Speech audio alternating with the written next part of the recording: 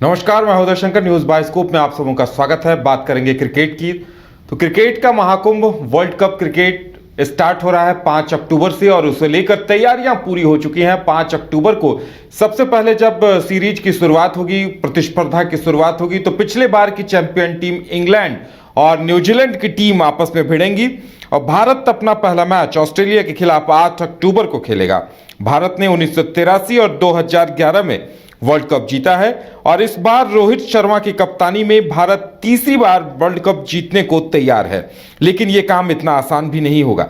कई टीमें हैं जो भारत के लिए बड़ी चुनौती बनेंगी। आज हम तमाम इन सब मुद्दों पर चर्चा करेंगे। हमारे साथ हमारे क्रिकेट एक्सपर्ट राकेश रंजन जी हैं। राकेश रंजन जी से जानेंगे सबसे पहले कि राकेश जी, इस बार जो सीरीज शुरू हो रही है वर्ल्ड कप, काफी लोगों को सालों से इंतजार रहता है कि वर्ल्ड कप कॉन्टेस्ट कब स्टार्ट होगा और अब वो वक्त आ गया है। तो भारत के लिए क्या संभावनाएं देख रहे हैं आप? देखिए, 4 सालों के बाद विश्व कप हो रहा है और 2019 में जब इंग्लैंड में विश्व कप हुआ था तो भारतीय टीम ने शानदार प्रदर्शन किया था, लेकिन जो उनका एक मैच सेमीफाइनल में न्यूजीलैंड के खिलाफ जो खराब गया, उसकी वजह से जो भारतीय टीम है वो फाइनल के लिए क्वालिफाई नहीं कर पाई थी और सेमीफाइनल में ही उसे बाहर होना पड़ा था। वहां पर महेंद्र सिंह धोनी का वो रन आउट भी याद आता है, जिसके बाद भारतीय टीम सेमीफाइनल से बाहर हुई उनके आउट होते ही। तो अब वो जो चीजें घट गई और 12 साल के बाद जो विश्व कप है वो भारत लौटा है, जो उसका आयोजन है 2011 में भारत में ही विश्व कप का आयोजन हुआ था और तब भारतीय टीम चैंपियन बनी थी। तो 12 सालों के बाद अब 2023 में जो है फिर से विश्व कप का आयोजन भारत में हो रहा है। तो आप कह सकते हैं कि उम्मीदें फिर से सभी की जवान हुई हैं और सभी चाहते हैं कि भारतीय टीम जो है इस बार चैंपियन बने और इस टीम में दम भी है। एक इत्तेफाक की बात है उदय कि अगर हम देखें कि आप पिछले 3 वर्ल्ड कप की बात कर लें तो 2019 का जो विश्व कप हुआ था वो इंग्लैंड में हुआ था और चैंपियन इंग्लैंड की ही टीम बनी थी। उससे 4 साल पीछे आप जाइए तो 2015 का जो विश्व कप है वो ऑस्ट्रेलिया में हुआ था और चैंपियन ऑस्ट्रेलिया की टीम ही बनी थी। और 2011 का वर्ल्ड कप भारत में हुआ था और भारतीय टीम ही चैंपियन बनी थी। तो जो एक इत्तेफाक है कि पिछले 3 बार से जो है टीमें वही चैंपियन बन रही हैं जो कि मेजबान है। तो उस लिहाज से भी हम देखें, उस इत्तेफाक के अनुसार अगर हम देखें तो लगता है कि भारतीय टीम जो है चैंपियन बन सकती है। अगर हम टीम पर आकर बात करें तो भारतीय टीम अगर आप देखें तो एक संतुलित टीम है। इसकी बैटिंग की आप बात कर लें, बॉलिंग की आप बात कर लें, तो यहां पर आपको कई बड़े नाम दिखते हैं। जैसे हम बैटिंग में बात कर लेते हैं रोहित शर्मा, विराट कोहली, शुभमन गिल, केएल राहुल, तो सभी बड़े नाम हैं। इसी तरह से गेंदबाजी में जसप्रीत बुमराह, मोहम्मद शमी, मोहम्मद सिराज, रविचंद्रन अश्विन भी अब टीम में आ गए हैं, कुलदीप यादव। ऑलराउंडर्स की बात करें तो हार्दिक पांड्या और रविंद्र जडेजा जैसे ऑलराउंडर्स भी टीम में हैं। तो आप कह सकते हैं कि एक संतुलित टीम है और इस टीम में दम दिखता है कि ये टीम चैंपियन बन सकती है और ये सभी चाहते भी हैं कि टीम जो है वो चैंपियन बने। बिल्कुल। बैटिंग के साथ साथ अगर बॉलिंग लाइन की भी बात की जाए तो भारत के लिए क्या कुछ देख रहे हैं आप? किन्हें मानते हैं कि उनकी बॉलिंग ऐसी होगी कि दूसरी टीम के खिलाड़ियों को मुश्किल होगी? देखिए, मुझे लगता है कि जो जसप्रीत बुमराह हैं वो बड़ा फर्क डाल सकते हैं अगर वो रिदम में गेंदबाजी करते हैं। और जिस तरह की गेंदबाजी जो है उन्होंने जब वो अपने पिक पर रहे हैं और तब की है, अगर उस तरह की गेंदबाजी उन्होंने कर दी तो भारतीय टीम का जो काम है वो बहुत आसान हो जाएगा। क्योंकि देखिए, जसप्रीत बुमराह नई गेंद के साथ गेंदबाजी करेंगे। अगर वो अपनी टीम को अर्ली ब्रेक थ्रू दिलवा देते हैं तो निश्चित तौर पर जो अपोनेंट टीम होगी वो दबाव में आ जाएगी। और देखिए, ये विश्व कप है, इसका दबाव भी अलग होगा। तो जब शुरुआती विकेट गिर जाएगा किसी भी टीम का तो उस पर उसका असर पड़ेगा। तो ऐसी स्थिति में अगर Jasprit Bumrah early breakthrough दे देते हैं और फिर देखिए, अब जसप्रीत बुमराह की वापसी फिर डेथ ओवर्स में होती है और अगर वहां उनके यॉर्कर्स सटीक पड़ गए अपनी गति के साथ तो फिर जो है अपोनेंट टीम है उसको परेशानी होगी।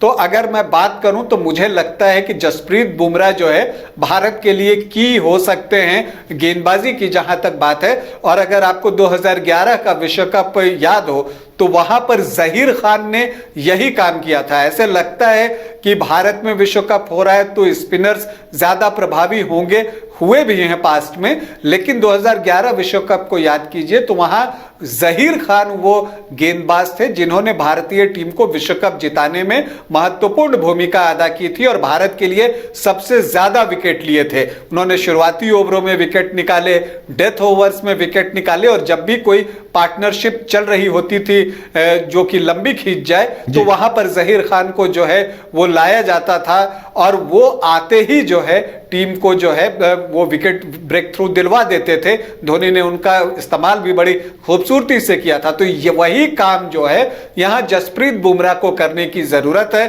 और अगर जसप्रीत बुमराह वो काम कर जाते हैं तो भारतीय टीम के लिए बहुत फायदे की बात हो जाएगी।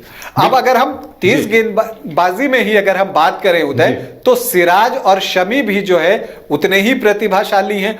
उस वक्त इस तरह के सेकंड लाइन बॉलर नहीं थे जहीर खान के साथ, लेकिन अभी आप देखें तो सिराज और शमी ऐसे गेंदबाज हैं जो कि अपोनेंट टीम को वो झटका दे सकते हैं जो बुमराह भी दे सकते हैं। तो भारत इस मामले में थोड़ा लकी है कि जो भारत की पेस बॉलिंग है वो स्ट्रांग है और वो किसी भी टीम के लिए जो है बड़ा खतरा बन सकती है। अगर हम तेज गेंदबाजी की बात करें, भारतीय गेंदबाजी की, और इसके अलावा उदय स्पिनर्स पर आप आइए, जब हम गेंदबाजी की ही बात कर रहे हैं तो आपने इधर हाल के दिनों में देखा है कि कुलदीप यादव जो है वो गजब के फॉर्म में है, लगातार विकेट्स निकाल रहे हैं, उनके चाइनामैन बहुत सही पड़ रहे हैं। और आपको बताऊं कि वो एक रिदम बॉलर हैं और अगर उन्हें रिदम मिल गया तब फिर वो किसी भी विपक्षी टीम के लिए जो है बहुत भारी पड़ सकते हैं। उन्हें खेलना तो दूर, उन्हें समझने में दिक्कत आती है अपोनेंट को, और ये बातें उन्होंने एशिया कप के दौरान जो है साबित भी किया है। तो वहां पर कुलदीप यादव हैं तो उनसे बड़ी उम्मीदें हैं। अब रविचंद्रन अश्विन टीम के साथ जुड़ गए हैं, उनका अपना अनुभव है, प्लस रविचंद्रन अश्विन जब 2011 में भारतीय टीम चैंपियन बनी थी धोनी की टीम, तो उस टीम का भी हिस्सा थे। भले ही उन्होंने ज्यादा मैचेस उस वर्ल्ड कप में नहीं खेले थे, लेकिन वो एक्सपीरियंस उनके पास है। इसके अलावा रविंद्र जडेजा हैं जो अपने ओवर्स बड़ी तेजी से निकालते हैं। हार्दिक पांड्या एक यूजफुल बॉलर के तौर पर इस्तेमाल हो सकते हैं, वो ऐसे ऑलराउंडर है कि 6-7 ओवर्स जो है डाल देंगे। तो आप अगर देखेंगे तो भारत की गेंदबाजी जो है वो मजबूत दिखती है। बिल्कुल, ये तो चलिए ये हुई बल्लेबाजी और गेंदबाजी की बात, यानी दोनों ही ये में फॉर्म में आप देख पा रहे हैं कि भारतीय टीम कंप्लीट दिखाई दे रही है। कमजोरियों की अगर बात की जाए तो कमजोरियों में आप क्या कुछ पा रहे हैं भारतीय टीम में इस बार? देखिए, जहां मजबूती बल्लेबाजी और गेंदबाजी है, चूंकि हम बल्लेबाजी में देखते हैं तो जितने बड़े नाम हैं और जिस तरह के फॉर्म में हैं, आपको अभी शुभमन गिल, विराट कोहली, रोहित शर्मा, और इनकी बात करें केएल राहुल, ईशान किशन, श्रेयस अय्यर, तो सभी जो है लय में आ चुके हैं। और बैटिंग में मुझे लगता है जैसे मैंने गेंदबाजी में की जो है वो बोला है जसप्रीत बुमराह को, तो बल्लेबाजी में मैं जो हो शुभमन गिल का नाम लेना चाहूंगा कि वो की होंगे, क्योंकि वो अटैकिंग बैटर हैं। यहां पर अगर वो अच्छे तेजी के साथ रन बनाते हैं तो रोहित को जो है आराम होगा। लेकिन चूंकि आपने कमजोरियों की बात की है, तो भारतीय टीम की अगर हम कमजोरी की बात करें उदय, तो जो भारतीय टीम की सबसे बड़ी कमजोरी है वो ये है कि इनके जो बैटर्स हैं वो गेंदबाजी नहीं कर पाते और जो बॉलर्स हैं वो बल्लेबाजी नहीं कर पाते। चूंकि आप टॉप में देखें, अगर शुभमन गिल की बात कर लें, रोहित शर्मा की बात कर लें, विराट कोहली की बात कर लें, तो आप देखेंगे कि इनमें से कोई भी जो है कुछ एक ओवर नहीं डाल सकता है। इसी तरह से अगर आप बॉलर्स में जाएं तो जसप्रीत बुमराह, मोहम्मद शमी, सिराज, कुलदीप यादव, यहां तक कि वनडे इंटरनेशनल में मैं अश्विन का नाम भी उसमें जोड़ सकता हूं। हालांकि वो टेस्ट में एक प्योर बैटर की तरह बैटिंग करते हैं, लेकिन वनडे में जहां आपको स्ट्रोक खेलना है तो बल्लेबाजी जो है वो उतनी अच्छी तरह से नहीं कर पाते। तो ये परेशानी जो है भारतीय टीम के साथ है और आप कह सकते हैं कि ये सबसे बड़ी कमजोरी है, क्योंकि अगर मान लीजिए आपके 8 विकेट गिर गए हो और अगर 20-25 रन बनाने हो 10-12 गेंदों पर, तो वहां पर यह परेशानी आएगी। आप 2011 की टीम से अगर तुलना करने जाएंगे तो वहां ऐसे बैटर थे जो गेंदबाजी कर लेते थे, चाहे आप सचिन तेंदुलकर की बात कर लीजिए, आप वीरेंद्र सहवाग की बात कर लीजिए, तो युवराज सिंह तो प्योर ऑलराउंडर ही थे। तो वहां पर ऐसे जो बैटर थे जो कि कुछ एक ओवर आकर गेंदबाजी भी कर देते थे। और जब आप वनडे इंटरनेशनल खेलते हैं, पहले तो इसे छोटा फॉर्मेट कहा जाता था, लेकिन जब से T20 आ गया है, अब T20 सबसे छोटा फॉर्मेट हो गया है और 50 ओवर्स का गेम तो अब बड़ा दिखने लगा है। तो यहां पर जो है कुछ एक बॉलर आपको ऐसे चाहिए होते हैं जो 3-4 ओवर की गेंदबाजी कर दें। तो यहां पर वैसे बल्लेबाज काम आते हैं जो कुछ ओवर्स डाल सकते हैं, और ऐसे जो बॉलर होते हैं ना, जो बैटर होते हैं और कुछ एक ओवर्स डालते हैं, वो अक्सर ब्रेक थ्रू दिला जाते हैं। आप सचिन तेंदुलकर और वीरेंद्र सहवाग के बॉलिंग एनालिसिस को जब आप एनालाइज करेंगे तो आपको पता चलेगा कि इन्होंने बहुत सारे ब्रेक थ्रू दिलाए हैं जिन्होंने कि मैच के परिणाम पर असर डाला है। तो ये एक बड़ी कमजोरी है भारतीय टीम के साथ कि इसके बैटर जो है वो बॉलिंग नहीं कर सकते और जो इनके बॉलर हैं वो बैटिंग नहीं कर सकते। तो इसका सामना टीम मैनेजमेंट कैसे करती है, रोहित शर्मा के लिए भी ये बड़ी चुनौती होगी, क्योंकि अब विकल्प तो है नहीं, यही टीम आपके पास है। हम उम्मीद करते हैं कि बैटर अपना काम बखूबी कर देंगे, कि वो इतना स्कोर बना देंगे कि उन्हें गेंदबाजी करने की जरूरत नहीं पड़ेगी और गेंदबाज इतनी तेजी से विकेट निकाल लेंगे और रन चेक कर देंगे कि किसी बैटर को पार्टनरशिप तोड़ने के लिए आकर गेंदबाजी करने की जरूरत ना पड़े। यही एक बात है, क्योंकि अगर मैच फंसता है तो यह परेशानी आ सकती है। बिल्कुल, चलिए, हमारी तो चाहत यही होगी कि भारतीय टीम कंप्लीट हो और मैच जीते और वर्ल्ड कप भी जीत कर लाए। लेकिन अगर दूसरी टीमों की बात की जाए तो मुकाबले में किन टीमों को देखते हैं? सबसे पहले चूंकि भारत और पाकिस्तान का मुकाबला हर किसी के जहन में होता है और ये नाम ही आता है तो क्रिकेट प्रेमियों में एक नया उत्साह जग जाता है। तो पाकिस्तान की क्रिकेट टीम को किस तरह से देख रहे हैं आप? देखिए, पाकिस्तान की क्रिकेट टीम तो अच्छी है, और जो आपने कहा ना वो भारत और पाकिस्तान के मुकाबले की बात, तो जो ऑस्ट्रेलिया के कप्तान है पैट कमिंस, वो भी कहते हैं कि ये एक ऐसा टूर्नामेंट है जहां आधी दुनिया जो है वो टीवी जो है वो ट्यून करके रखती है, क्योंकि यहाँ भारत पाकिस्तान का मुकाबला होता है। जो इसमें पार्टिसिपेट नहीं कर रहे होते हैं, उन्होंने अपने बारे में भी कहा कि वो सभी इस मैच के बारे में जानना चाहते हैं। तो ये आकर्षण है भारत और पाकिस्तान के बीच जो क्रिकेट मैच होता है उसका। अब जैसा कि आपने कहा कि पाकिस्तानी टीम की बात की, तो देखिए पाकिस्तानी टीम जो है वो चैलेंज थ्रो कर सकती है। यह बात सही है कि विश्व कप के पहले जो प्रैक्टिस मैचेस हुए उसमें उनका प्रदर्शन जो है आशानुरूप नहीं रहा और दोनों मैचों में उन्हें शिकस्त झेलनी पड़ी। लेकिन इसके बावजूद जो है आप उन्हें ये नहीं कह सकते कि वो इस दौड़ में नहीं है चैंपियनशिप जीतने के। पाकिस्तान की टीम एक अच्छी टीम है, कुछ एक मैचेस उनके खराब गए हैं एशिया कप से अगर हम शुरुआत करें, और जब भारत से पाकिस्तान की टीम हारती है तो उस पर दबाव भी बढ़ जाता है, और यही बाबर आजम की टीम के साथ हुआ है। लेकिन अगर हम उस टीम की बात करें तो काफी प्रतिभाशाली खिलाड़ी उस टीम में हैं। बाबर आजम खुद एक ऐसे बैटर हैं जो कि किसी भी पिच पर जो है वो स्कोर कर सकते हैं, वो विकेट पर खड़ा रहना जानते हैं। और वनडे इंटरनेशनल में देखिए T20 वाला खेल नहीं है, यहां पर बैटर के पास वक्त होता है कि वो कुछ एक ओवर खुद को सेट होने के लिए दे और फिर जो है वो रन बनाए। तो ये जो फॉर्मेट है ये बाबर आजम को बहुत सूट करता है। तो बाबर आजम एक खतरनाक खिलाड़ी होंगे ही बैटिंग में। इसके अलावा अगर आप वहां पर जाएं तो काफी प्रतिभाशाली बैटर्स हैं। फखर जमा मुझे हमेशा से बहुत खतरनाक लगते हैं, तो वो वहां पारी की शुरुआत करेंगे। इमाम उल हक रहेंगे वहां पर, उनके भी रिकॉर्ड आप वनडे में देखेंगे तो वो बेहतर है। ये बात अलग है कि इमाम का प्रदर्शन भारत के खिलाफ जो है बहुत खराब रहा है। हम फिर से उम्मीद करेंगे कि जब भारत पाकिस्तान का मैच हो तो उनका जो रिकॉर्ड है वो खराब का खराब ही रहे।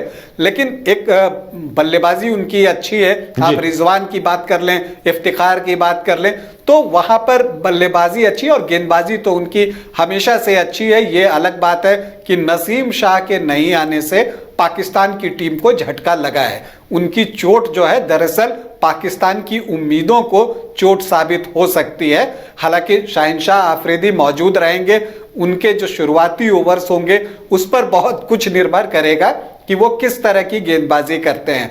इसके अलावा मोहम्मद वसीम है, तो पेस बॉलर्स की उनके पास देखिए कमी नहीं है, और हारिस राउफ है, उनकी गति सभी जानते हैं। बस जो पाकिस्तान के साथ समस्या है ना कि चूंकि भारतीय उपमहाद्वीप में मैच हो रहा है, भारत में मैच हो रहा है, और यहां पर स्पिनर्स की भूमिका बहुत महत्वपूर्ण होती है, और जो पाकिस्तान के स्पिनर्स हैं उन्होंने अब तक अच्छा प्रदर्शन नहीं किया है। शादाब जो है वो टच से बाहर दिखे हैं, और पिछले काफी 1-1.5 सालों से जो है वो अच्छा नहीं कर पा रहे हैं, और नवाज की भी यही हालत है। तो पाकिस्तान के लिए जो चिंता है वो यही है, क्योंकि देखिए उन्हें इफ्तिखार से गेंदबाजी करवानी पड़ती है, स्पिन गेंदबाजी करवानी पड़ती है। क्यों? क्योंकि उनके जो प्रमुख स्पिनर हैं वो अच्छी गेंदबाजी नहीं कर पा रहे हैं। तो पाकिस्तान की टीम के साथ ये चिंता है, प्लस जो भारत से एशिया कप में उन्हें शिकस्त मिली है तो उसका एक मनोवैज्ञानिक दबाव भी उस टीम पर है। तो भारत पाकिस्तान के मैच में ऐसे भी दबाव जो है बहुत होता है। भारतीय टीम पर भी दबाव होगा, क्योंकि आप घर में खेल रहे हैं। देखिए घर में खेलने का अपना फायदा होता है कि दर्शकों का समर्थन आपको होता है, और आप कह सकते हैं कि दर्शक 12th मैन जैसे हो जाते हैं, वो आपके 12वें खिलाड़ी हैं। लेकिन कई बार यही जो समर्थन होता है वो दबाव का भी काम करता है। तो ऐसे वक्त में जो है भारतीय टीम को बहुत संतुलित होकर, और जो मेंटल स्टेबिलिटी की हम बात करते हैं वो करते हुए पाकिस्तान का भी सामना करना होगा। लेकिन आप पाकिस्तान की टीम को ये नहीं कह सकते कि वो चैंपियन बनने की दौड़ से जो है वो दूर है। मैं उस टीम को, अगर वो टीम अपने पोटेंशियल पर खेलती है तो मैं पाकिस्तान को सेमीफाइनल में देख रहा हूं। बिल्कुल। उसके अलावा और किन टीमों से भारत का जोरदार मुकाबला हो सकता है या कड़ी टक्कर मिल सकती है? देखिए जो सबसे बड़ी टीम है और जिससे कि भारतीय टीम को संभल कर खेलना होगा वो टीम है ऑस्ट्रेलिया की टीम। विश्व कप में उनका प्रदर्शन हमेशा से शानदार रहा है, और आपको बताऊं कि उस टीम का जो आप संतुलन देखेंगे ना वो जबरदस्त है, और टीम का चयन भी इस तरह से किया गया है। और अच्छी बात यह है कि उनके सारे खिलाड़ी राइट टाइम पर फिट हो गए हैं। अब अगर आप देखिए उनकी बल्लेबाजी में देखिए कि डेविड वार्नर और मिचेल मार्श पारी की शुरुआत करते हैं। अब दोनों जो है वो डिस्ट्रक्टिव बैटर हैं। अगर जिसका दिन होगा उस दिन वो अपोनेंट की समझिए कि गेंदों की का धागा खोल देगा, इतनी बुरी तरह से वो आक्रामक बैटिंग करते हैं। और फिर आप देखते हैं कि स्मिथ और लाबुशाने जैसे बैटर हैं जो टीम को अस्थायित्व देते हैं। और फिर आपको मैक्सवेल आ जाएंगे, ग्रीन आ जाएंगे, इंग्लिश आ जाएंगे, तो वहां पर फिर से एक अटैक है। तो उन्होंने बड़ी सोच समझकर इस टीम को चुना है कि ऊपर में 2 अटैकिंग बैटर हैं जो पावर प्ले का फायदा उठाएंगे, फिर स्मिथ और लाबुशाने जैसे बैटर हैं जो कि टीम को अस्थायित्व तो देंगे, और फिर मैक्सवेल, ग्रीन जैसे बैटर हैं, स्टॉइनिस जैसे बैटर हैं जो कि डेथ ओवर्स में जो है वो अपना काम कर सकते हैं और टीम को अच्छे स्कोर की ओर ले जा सकते हैं। प्लस अगर आप उनकी गेंदबाजी की बात करें तो जो तिकड़ी उनकी मिस हो रही थी पिछले कुछ दिनों से, वो तिकड़ी फिर से उन्हें मिल गई है। अब देखिए कप्तान पैट कमिंस है, मिचेल स्टार्क हैं, जोश हेजलवुड है, तो ये तीनों खिलाड़ी जो है अब जुड़ गए हैं, और जब ये तीनों एक साथ गेंदबाजी करेंगे तो किसी भी टीम के बैटर्स के लिए वो परेशानी खड़ी करेंगे ही करेंगे।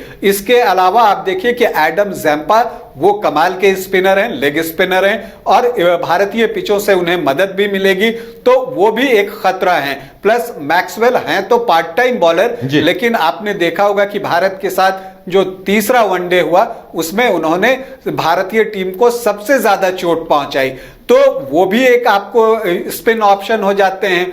और कुछ ऑलराउंडर्स की संख्या उस टीम में ज्यादा है, ग्रीन, स्टॉइनिस, मैक्सवेल, तो आप बात करते हैं तो वो टीम बहुत संतुलित दिखती है, फील्डिंग उनकी हमेशा से अच्छी रही है। तो आप कह सकते हैं कि खिताब के प्रबल दावेदारों में ऑस्ट्रेलिया की टीम भी है और भारतीय टीम को ऑस्ट्रेलिया से बच के रहना होगा, क्योंकि भारत का पहला मैच ही ऑस्ट्रेलिया से है और यह मैच 8 अक्टूबर को खेला जाना है। आप उस रिकॉर्ड को भूल जाइए जो अभी 3 एक दिवसीय अंतर्राष्ट्रीय मैच भारत और ऑस्ट्रेलिया ने खेले थे, जिसमें कि भारतीय टीम ने सीरीज 2-1 से जीती, लेकिन वहां पर दोनों टीमें एक्सपेरिमेंट कर रही थी। ऑस्ट्रेलिया की टीम ने भी पहले 2 मैच में एक्सपेरिमेंट किया था, तीसरे मैच में वो अपनी पूरी टीम के साथ उतरे थे और जब वो उतरे तो उसका नतीजा क्या आया ये हम सब ने देखा, लेकिन उसमें भारत की टीम पूरी नहीं थी। तो आप भारत को ऑस्ट्रेलिया से कमतर तो नहीं मान सकते, लेकिन ये तो कहना पड़ेगा कि 2 बराबरी की टीमें हैं और इसलिए जो 8 अक्टूबर का मुकाबला होने जा रहा है वो जो है बहुत बेहतर होगा और आप कह सकते हैं कि वहां प्रतिस्पर्धा जो है बिल्कुल आपको टॉप क्लास देखने को मिलेगी और वहां पर हम समझते हैं कि अगर भारतीय टीम जो है जीत दर्ज अगर कर जाती है तो भारत को एक मोमेंटम मिल जाएगा, क्योंकि अगर आप ऑस्ट्रेलिया को हरा देते हैं तो आपके अंदर वो कॉन्फिडेंस भर जाएगा कि आप विश्व कप भी जीत सकते हैं। तो इसलिए जो 8 अक्टूबर का मैच है भारत और ऑस्ट्रेलिया के बीच में, दोनों ही टीमों के लिए बेहद महत्वपूर्ण है और भारत के लिए तो है ही। बिल्कुल, यानी ऑस्ट्रेलिया के साथ जीत जाता है भारत तो एक उत्साह बढ़ेगा और ये मैसेज भी जाएगा कि भारतीय टीम काफी मजबूत है। जी हाँ, बिल्कुल वो जाता ही है और इसलिए कि ऑस्ट्रेलिया को एक प्रबल दावेदार के तौर पर देखा जा रहा है और विश्व कप में भी आप देखें तो 1987 में ऑस्ट्रेलिया ने पहली बार वर्ल्ड कप जीता था, लेकिन फिर आप देखिए कि 1999 में जीता, फिर 2003 में जीता, फिर 2007 में जीता और फिर 2015 में भी ऑस्ट्रेलिया की टीम ही चैंपियन बनी है। तो ये 13वां विश्व कप होने जा रहा है और इससे पहले हुए 12 विश्व कप में 5 बार ऑस्ट्रेलिया की टीम चैंपियन बनी है। हालांकि भारत भी 2 बार चैंपियन बना है। तो इस लिहाज से हम देखते हैं कि ऑस्ट्रेलिया जो है विश्व कप में हमेशा अच्छा प्रदर्शन करती रही है। वैसे विश्व कप में प्रदर्शन पर याद आया कि न्यूजीलैंड भी एक ऐसी टीम है जो कि आईसीसी के टूर्नामेंट्स में अक्सर अच्छा परफॉर्म करती है और जैसा कि कार्यक्रम की शुरुआत में मैंने कहा कि जब 2019 में विश्व कप हो रहा था इंग्लैंड में, तो जो भारत का खेल था वो न्यूजीलैंड ने ही सेमीफाइनल में खराब किया था। तो न्यूजीलैंड एक ऐसी टीम है जिससे भारत को सचेत रहना होगा। आमतौर पर आईसीसी के टूर्नामेंट्स में भारत के खिलाफ न्यूजीलैंड का रिकॉर्ड बहुत बेहतर रहा है, लेकिन इतने के बाद भी आप जो डिफेंडिंग चैंपियन है इंग्लैंड, उसको भी नहीं भूल सकते। उनके टीम में भी जो है ऑलराउंडर्स की अच्छी खासी संख्या है। बेन स्टोक्स खुद हैं और आप जानते हैं कि वो किस तरह के बैटर हैं और कमाल की गेंदबाजी भी करते हैं। मोइन अली हैं, तो वो टीम जो है आपको स्ट्रांग टीम के तौर पर दिख रही है। वोक्स हैं जो कि तेज गेंदबाजी भी कर लेते हैं और बैटिंग भी उतनी ही अच्छी करते हैं और आदिल रशीद के आ जाने से न्यूजीलैंड का जो स्पिन डिपार्टमेंट है वो भी मजबूत हो गया, क्योंकि मोइन और आदिल रशीद मिलकर वो स्पिन डिपार्टमेंट संभाल लेंगे। पेस गेंदबाजी उनकी शुरू से ही अच्छी रही है और आप बैटिंग में जाएं तो जॉस बटलर एक डिस्ट्रक्टिव बैटर हैं, वो तो रहेंगे ही, लेकिन जो रूट के आ जाने से एक अस्थायित्व भी टीम को मिल जाता है और वो एक ऐसे खिलाड़ी हैं जिन पर सबकी नजर होगी और उनका विकेट जो है अपोनेंट जितनी जल्दी निकाले उतना बेहतर होगा। तो इंग्लैंड के दावे को भी आप कमतर नहीं मान सकते। अगर सेमीफाइनल की 4 टीमें चुनने की बात हो तो वो काम भी आसान नहीं है। हालांकि अगर मुझे चुनना हो तो मैं भारत, पाकिस्तान, ऑस्ट्रेलिया और इंग्लैंड, ये 4 टीमों को सेमीफाइनल के लिए देखता हूं। लेकिन न्यूजीलैंड की बात कर लीजिए, दक्षिण अफ्रीका ने अभी ऑस्ट्रेलिया को वनडे सीरीज में 3-2 से पराजित किया है, तो वो अपना दावा अलग ठोक रहा है। जब मैच जो है भारत में हो रहा है तो आप श्रीलंका को भी कमतर नहीं आंक सकते। उसके स्पिनर्स अच्छे हैं, अगर वो अच्छी गेंदबाजी कर जाते हैं तो वो भी एक चैलेंज थ्रो कर सकते हैं। स्पिनर्स की बात निकली तो अफगानिस्तान भी कुछ उलटफेर कर सकता है। तो ये जो विश्व कप है ना, 10 देशों के बीच हो रहा है, लेकिन आमतौर पर होता था कि जब टीमों की संख्या इतनी होती थी तो कुछ एक आसान मैच जो है हर टीम को मिल जाते थे जो क्वालिफाई करके आते थे। लेकिन इस बार के विश्व कप में आपको वो चीज नहीं दिखेगी। यहां पर नीदरलैंड की टीम भी जो आई है ना, वो भी एक बेहतर टीम है। उसने भी जो क्वालिफाई किया है तो बड़ी बड़ी टीमों को पराजित किया है। वेस्ट इंडीज विश्व कप के लिए क्वालिफाई नहीं कर सका, इसी से आप क्वालिफायर टूर्नामेंट के स्टैंडर्ड का अंदाजा लगा सकते हैं और उन टीमों का अंदाजा लगा सकते हैं। तो यहां पर आप ये जान लीजिए कि हर टीम को जो राउंड रॉबिन लीग होगा उसमें 9 मैच खेलने को मिलेंगे और उसमें से एक भी मैच ऐसा नहीं होने जा रहा है जिसे आप लाइटली ले सकते हैं। और यही है एक्चुअल, अगर आप कहें तो ये वर्ल्ड कप है और ये आप कह सकते हैं कि क्रिकेट का युद्ध है, रन युद्ध है ये। और ये जो है रन क्षेत्र में खेला जाएगा। मैं वो र और ना वाला नहीं कह के र और ना क्रिकेट में जो रन बनते हैं वो कहना चाह रहा हूं। तो ये एक आप देखिएगा कि इस विश्व कप में जबरदस्त मुकाबला देखने को मिलेगा और जो क्रिकेट प्रेमी है वो इस विश्व कप को देख के निश्चित तौर पर वो प्रतिस्पर्धा जो क्रिकेट की होती है उसका आनंद ले सकेंगे। तो 5 अक्टूबर से टूर्नामेंट की शुरुआत हो रही है और इसके साथ ही वर्ल्ड कप का आगाज हो जाएगा। देखने वाली बात यह होगी कि भारत का जब मैच होता है तो भारत कैसा परफॉर्म करता है और लाखों करोड़ों खेल प्रेमियों को भारत के प्रदर्शन का इंतजार होगा। तो हमें भी इंतजार रहेगा कि वर्ल्ड कप का आगाज होता है तो प्रदर्शन कैसा रहता है और किस तरह से टीमें प्रदर्शन करती हैं। फिलहाल राकेश जी हमारे साथ चर्चा में शामिल होने के लिए बहुत बहुत धन्यवाद। हमें दीजिए इजाजत और आप देखते रहिए न्यूज बाइस्कोप। नमस्कार।